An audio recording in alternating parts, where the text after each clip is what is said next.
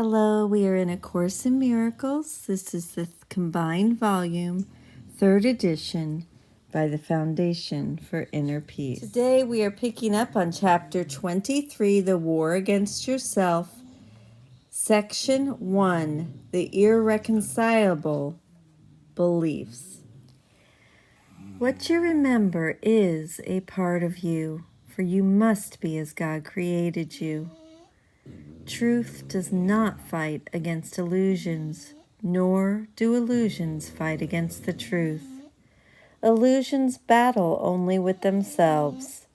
Being fragmented, they fragment, but truth is indivisible and far beyond their little reach. You will remember what you know when you have learned you cannot be in conflict. One illusion about yourself can battle with another, yet the war of two illusions is a state where nothing happens. There is no victor and there is no victory, and truth stands radiant apart from conflict, untouched and quiet in the peace of God. Conflict must be between two forces. It cannot exist between one power and nothingness. There is nothing you could attack that is not part of you, and by attacking it, you make two illusions of yourself in conflict with each other. And this occurs whenever you look on anything that God created with anything but love. Conflict is fearful, for it is the birth of fear. Yet what is born of nothing cannot win reality through battle. Why would you fill your world with conflicts with yourself? Let all this madness be undone for you and turn in peace to the remembrance of God, still shining in your quiet mind. See how the conflict of illusions disappears when it is brought to truth.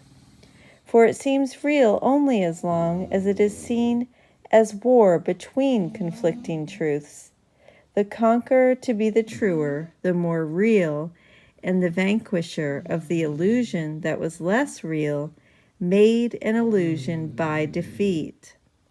Thus, conflict is the choice between illusions, one to be crowned as real, the other vanquished and despised. Here will the Father never be remembered. Yet no illusion can invade his home and drive him out of what he loves forever.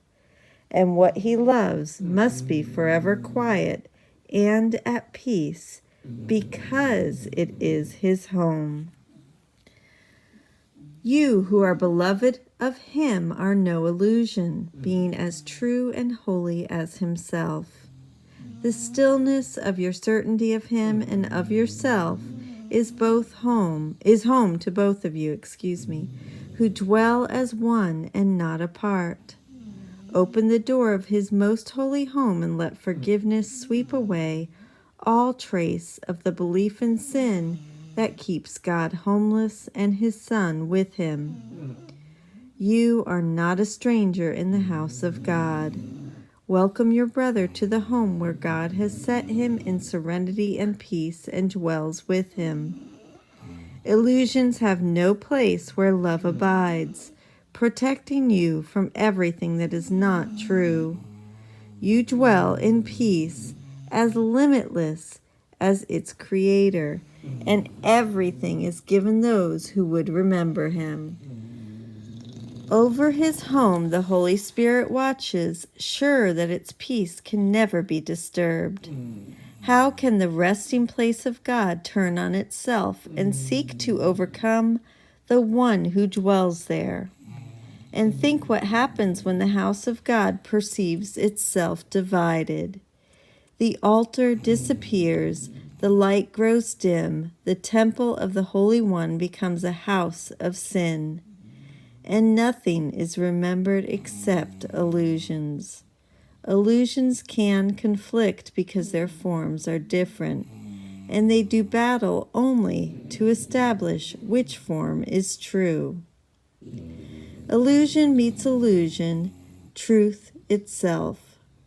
The meeting of illusions leads to war. Peace, looking on itself, extends itself. War is the condition in which fear is born and grows and seeks to dominate. Peace is the state where love abides and seeks to share itself. Conflict and peace are opposites. Where one abides, the other cannot be. Where either goes, the other disappears. So is the memory of God obscured in minds that have become illusion's battleground. Yet far beyond this senseless war it shines, ready to be remembered when you side with peace. And that is the conclusion of Section 1, Chapter 23. Thank you so much for joining with me, and I will see you tomorrow.